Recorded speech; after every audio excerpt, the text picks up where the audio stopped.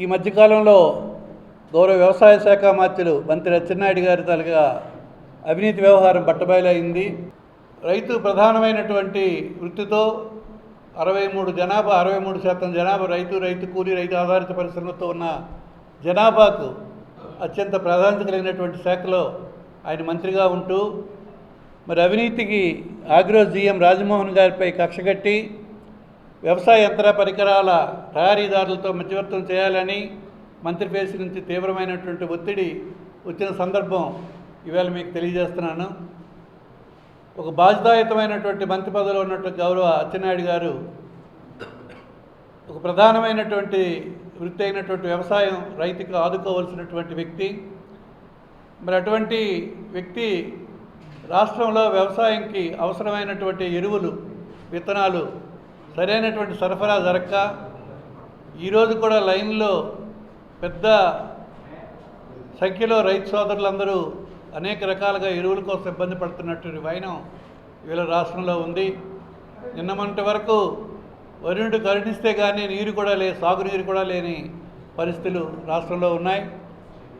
మరి ఇటువంటి పరిస్థితులన్నీ ఆయన అధ్యయనం చేయడం మాని మరి యంత్ర పరికరాల మీద మధ్యవర్తిత్వం చేసి జీఎం రాజమోహన్ గారిపై ఒత్తిడిచ్చి అగ్రో జీఎం పైన మరి తనకు వ్యక్తిగతంగా వాళ్ళకి లాభం చేకూరే విధంగా వారికి యంత్ర కొనుగోలు పరికరాల కొనుగోలుపై మరి మధ్యవర్తిత్వం చేయమని చెప్పి జీఎం గారికి ఆదేశించిన మీదట ఆయన దాన్ని సున్నితంగా తిరస్కరించి సెలవుపై ఆయన ఇతర వెళ్ళిపోయినటువంటి వైనం ఇవాళ అతని తాలూకా అవినీతికి అర్థం పడుతుంది.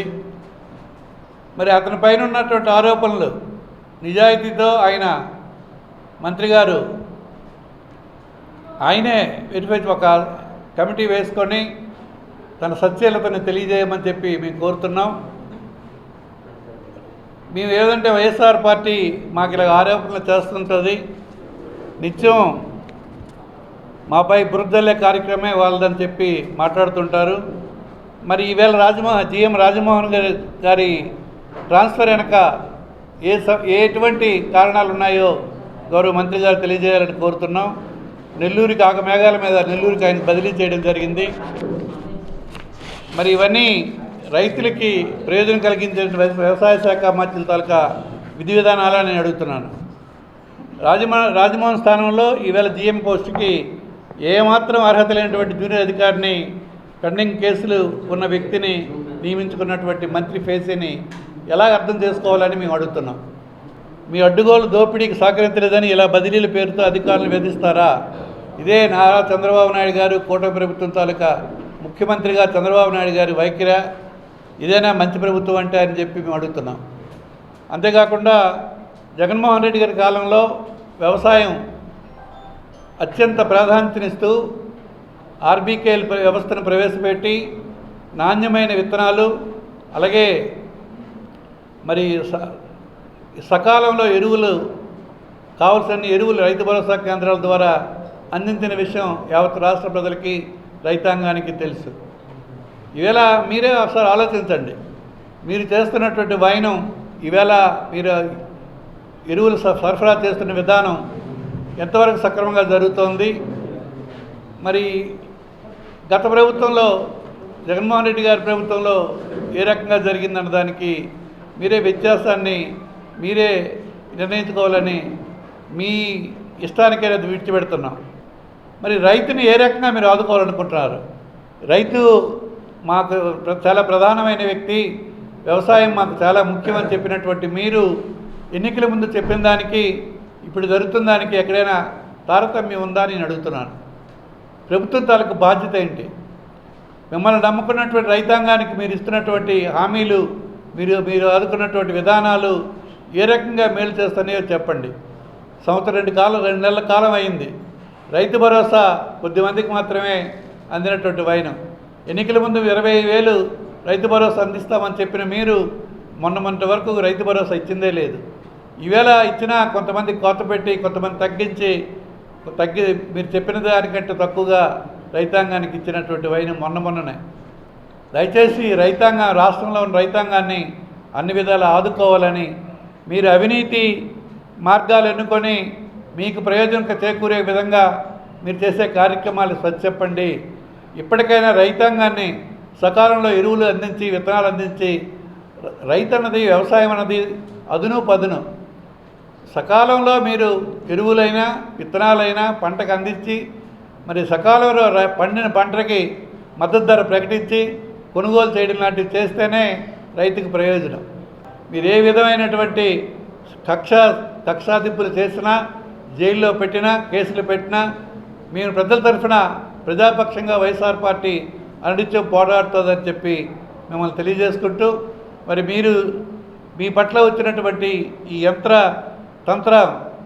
యంత్రాలలో ఉన్నటువంటి మరి లాలూచిని మీరే దాని మీద కమిటీ వేసి విచారణ చేయండి, మరి స్వచ్ఛత బయటపెట్టండి అని చెప్పి గౌరవ వ్యవసాయ శాఖ మంత్రులు తెలియజేసుకుంటూ, మరి ఇప్పటికైనా మీరు కక్షాదింపులు అనేవి మానండి. ప్రజలకి ఏ ఆశలతో ఆకాంక్షలతో మిమ్మల్ని ఎన్నుకున్నారో వారికి అండగా ఉంటూ ప్రజల తరఫున మీరు ప్రభుత్వం పరిపాలించాలని, ఈ కూటమి ప్రభుత్వం వైనం పూర్తిగా ఎప్పటికైనా మార్చుకోవాలని మేము తెలియజేస్తున్నాం.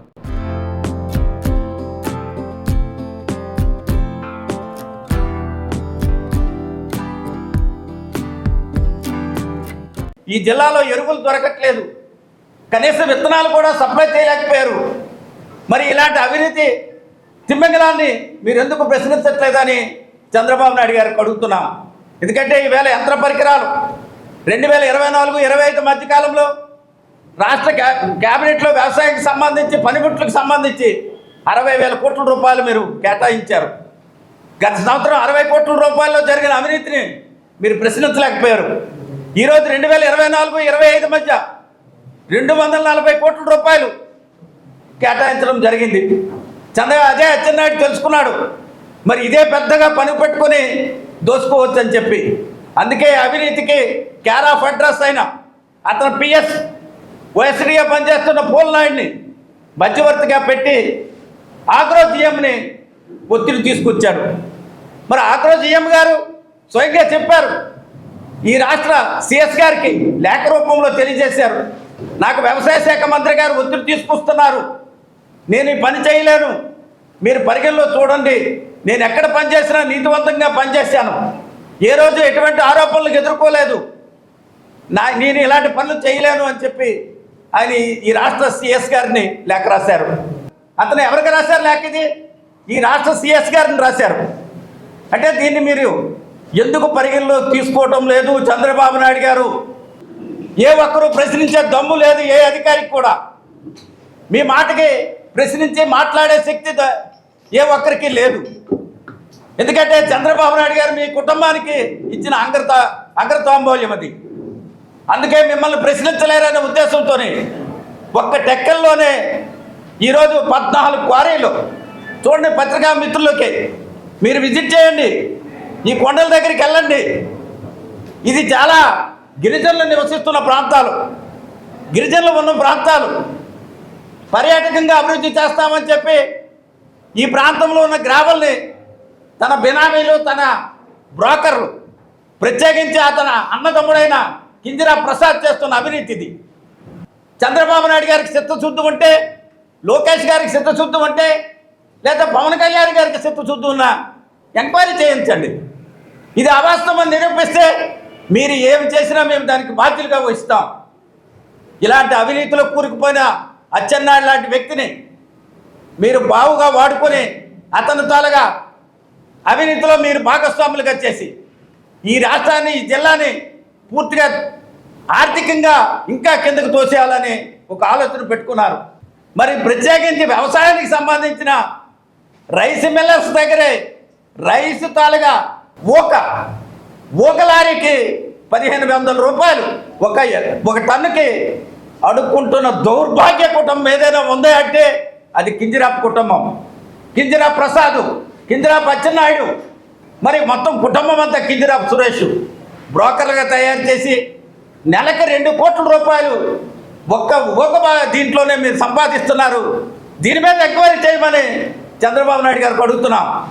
ఇది సాలక వీళ్ళు వ్యవసాయ పనిముట్లలో కూడా పెద్ద ఎత్తున అవినీతి చేసి ఈ రాష్ట్రంలో ఉన్న పేదవాడు వ్యవసాయం మీద ఆధారపడిన వ్యక్తులపైన, వ్యవసాయం పైనే ఒక యంత్ర పరికరాల్లో సబ్సిడీ రూపంలో ఇస్తారని చెప్పి ఆశపడిన వ్యక్తులపైన ఇవన్నిటి మీద ఎంక్వైరీ చేయమని, ఏ పార్టీ చిత్తశుద్ధి ఉన్నా, మీకు నీతి నిజాయితీ ఉన్నా ఈ రాష్ట్రంలో ఉన్న వ్యవసాయ శాఖ మంత్రిని ముందు బర్తరఫ్ చేయండి. వ్యవసాయ శాఖపై నిజ నిర్ధారణ కమిటీని వేయండి, లేదా సిట్టింగ్ జడ్జితో ఎంక్వైరీ చేయమని వైఎస్ఆర్ పార్టీ తరఫున డిమాండ్ చేస్తున్నాను.